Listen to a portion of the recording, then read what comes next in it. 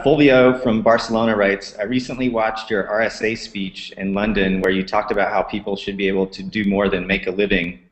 They should be able to make a life. How do you view office culture and employee experience as a component to your company's priorities? It's a great question, and Fulvio is referring to a talk I gave that you can find on YouTube about how at Etsy we put people and planet in the B Corp sort of way right there with profit. So the way we think about it is when we talk about company strategy, one of the key parts of our strategy is our company culture. And the way we talk about it is we want to make the world more like Etsy. And that's the way the economy works, the way people work together, the way people collaborate around the world. But I think when you talk about making the world more like Etsy, you have to start with the company itself. And we can't build a community that we want the world to emulate if we don't run a company that we're proud of in terms of company priorities. So we do things like we have a bi-weekly lunch called Eatsy, which is all locally sourced food. We know where the food comes from, and the company really appreciates that and enjoys that. We also have programs like Etsy School, where Etsy School, instead of having a traditional model where we bring in teachers or we have lectures from outsiders, Etsy School is a system where employees actually sign up for classes to teach, and then other employees sign up for those classes to be taught. And so to give you an example, I'm giving a class in this semester of Etsy School about what I've learned as CEO at Etsy in the past couple of years, and it's totally sold out. We're not streaming it on YouTube. It's going to be internal only. So when we talk about making a life and not a living on, or not just a living on Etsy, we think that way about employees too. We obviously want dedicated employees who work hard and deliver good products, but making a life for our employees starts at the office, and we work really hard on that and make it a priority. And at The Honest Company and Warby Parker, I know you guys also have amazing office cultures. What are some of your favorite components of your office cultures? Culture is everything in our book. I think one of the reasons that we started this company is because we felt like we're an extended family, and this is an outgrowth of our own family. So the health of our employees is essential. Everyone gets 100% coverage on healthcare. The space that we're in. Comprehensive coverage as well, so dental, everything. Everything. So non-toxic paints, waterless urinals, a big open office environment where there's a lot of collaborative experience and windows that open up, really embracing the California lifestyle. It's really about the space, but it's about how you infuse the energy into the space, connecting with everyone. We have our customer service is right over there, and we have 45 guys and gals who are answering phones every single day, connecting with our moms and dads around the country. And so we're always sitting with them, listening to them, engaging with them, really hearing from them. My session's called Kombuchas with Christopher. Sean's is called Snacks with Sean. Yours is called Jammin' with Jessica. I don't know. All I know is it's usually, I think it's going to be a half an hour, but it's always about 2.5, 3 hours. We're singing Kumbaya by the end of it. Yeah, I mean, I think it's important for there to be really no bureaucracy here.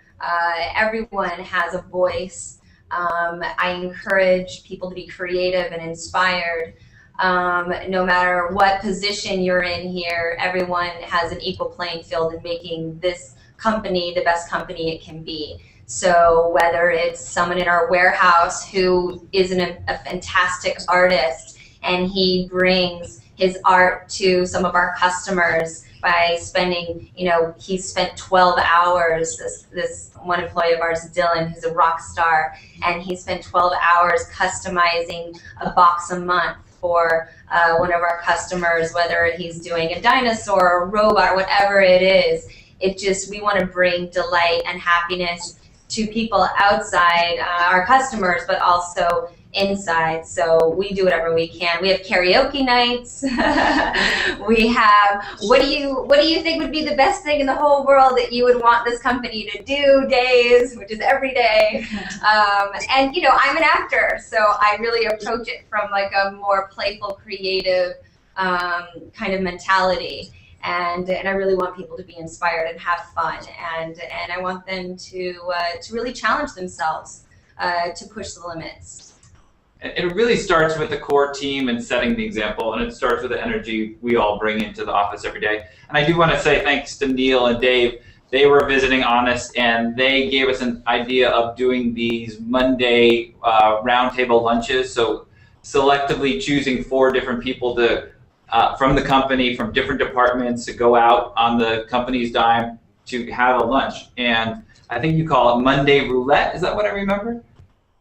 It was awesome. It's great. So we're totally doing it now. Stole that idea. Yeah, we're doing it now, and thank you for giving that idea. So I think as a B Corp family, we're all great sharers, and this is what I like about this conversation is let's share ideas, let's share that that feedback that we constantly have with one another, because that's what builds a great business. What was so funny is that when we were just at your guys' office and it was Crock-Pot Fridays, and everybody had prepared such an amazing lunch, and Dave and I got on the plane and we're like, we're going to steal this idea. And we get back to the office and we're like, guys, we're going to have Crock-Pot Fridays from now on. And then everybody looked at us and said, Neil and Dave, we live in New York and we take the subway to work every day, so it would be very hard to carry a big Crock-Pot. But yeah, I think the whole thing is just how do you create an environment where you're excited to come to work every day? And Dave and I, there hasn't been a day over the last 3 years where we want to hit snooze and not come in. That really, I think, does set the tone. And how do you create a culture that really is unique and stands for something that's mission-based? And we know that 80% of millennials put mission above compensation when deciding where they want to go to work. And for us, in particular, we tend to focus on creating a learning organization because we think that's going to drive innovation, and we think that it's also going to help us attract and retain the best talent possible, because the 2 reasons why people leave their jobs is, for the most part, either their boss sucks or they feel like they've stopped learning and growing.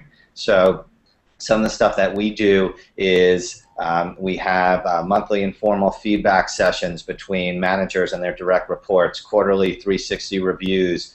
We have full team Wednesday morning meetings where people are able to learn what's going on in different departments, and not just what's going on, but how and why. And we feel that when people have that broader context, obviously they're learning, but it also just helps them do their job in their area of responsibility better.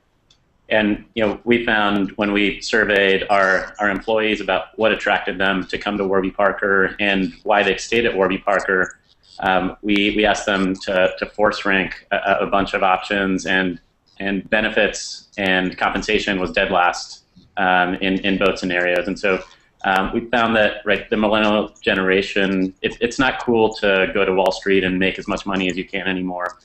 People want to go to an organization that's having an impact, and by being a for-profit company that's building something really interesting, but still allows people to feel like they're really having a positive impact and being part of building something special, I think you can have the best of both worlds. And so we've also tried to incorporate our employees into our social mission efforts, whether it was making thousands of sandwiches and delivering them to victims of Hurricane Sandy, or we started bringing anyone in the company who's been around for 3 years.